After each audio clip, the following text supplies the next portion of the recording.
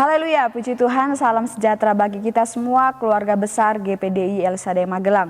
Kita mengucap syukur kepada Tuhan karena pada hari ini kembali kita dapat menikmati kebenaran firman-Nya.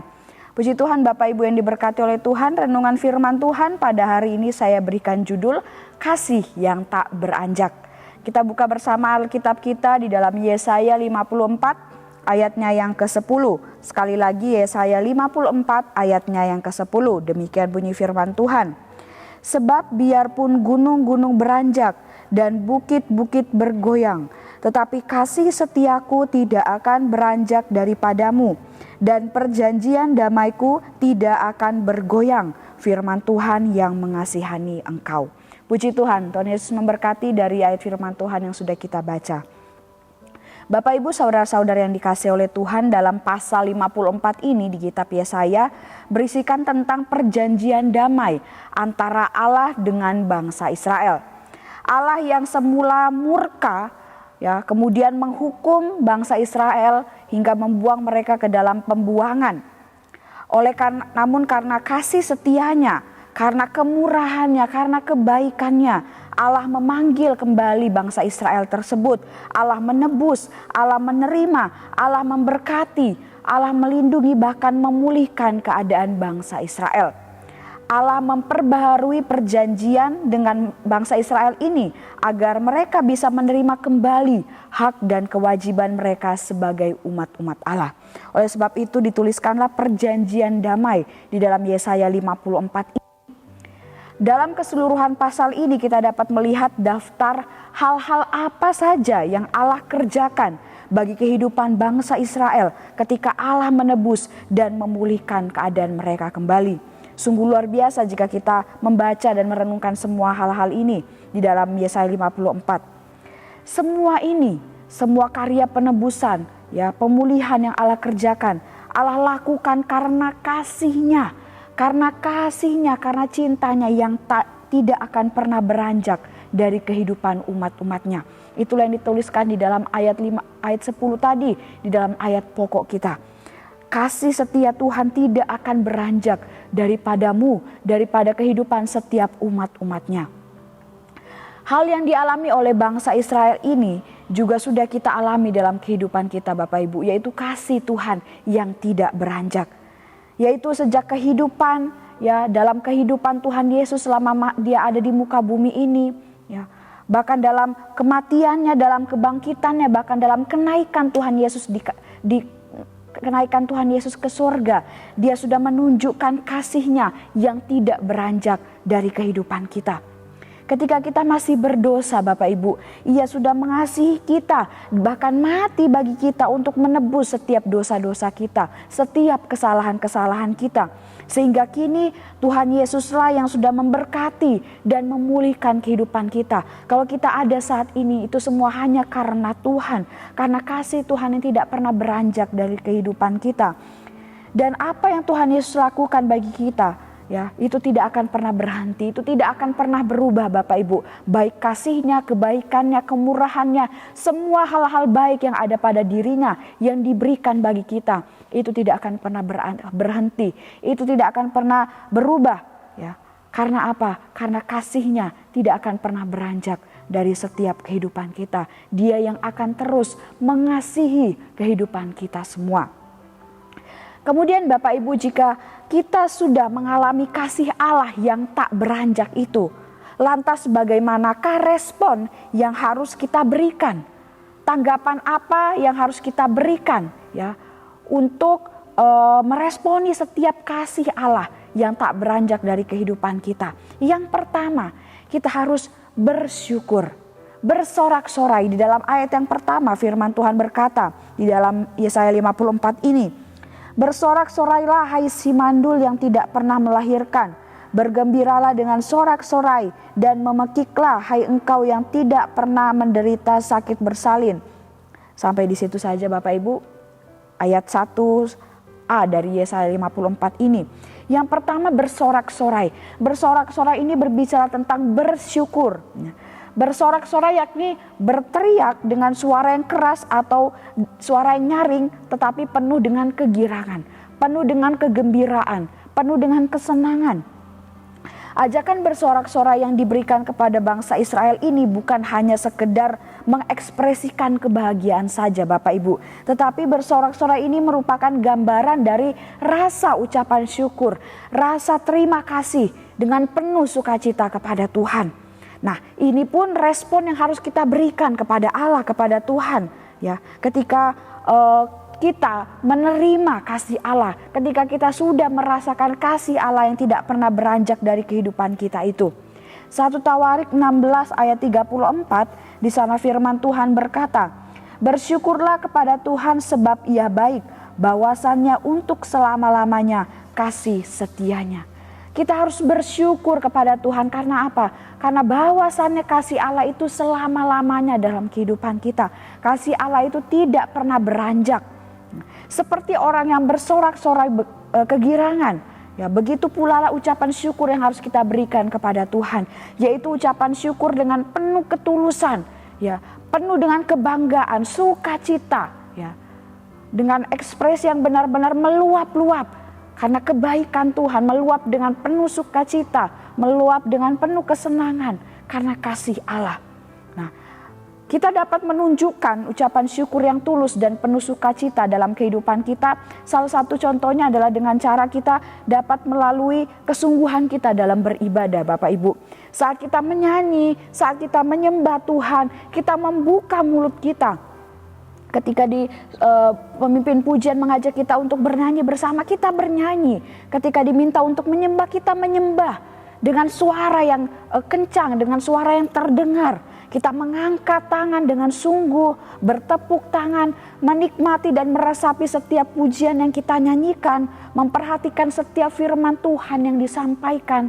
Itu adalah salah satu bentuk ucapan syukur yang kita naikkan kepada Tuhan dengan tulus dan penuh sukacita, yaitu di dalam kesungguhan kita beribadah kepada Tuhan.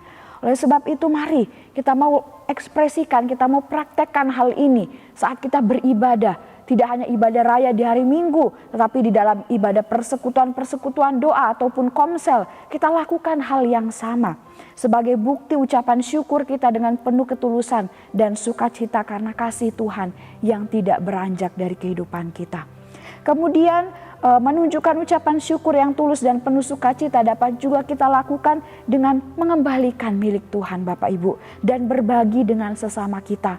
Berkat apapun yang kita sudah miliki, yang sudah Allah berikan, harus kita kembalikan apa yang menjadi milik Tuhan dan yang lebih dari kita dapat kita bagikan dengan sesama kita. Di sini adalah bukti ucapan syukur kita kepada Tuhan karena kasih-Nya yang tidak beranjak. Kemudian selanjutnya Bapak Ibu, di hal yang kedua, ya, respon yang kita berikan ketika kita sudah mengalami kasih Allah yang tidak beranjak, yaitu kita tidak perlu merasa takut dan malu lagi, atau kita harus bersikap berani.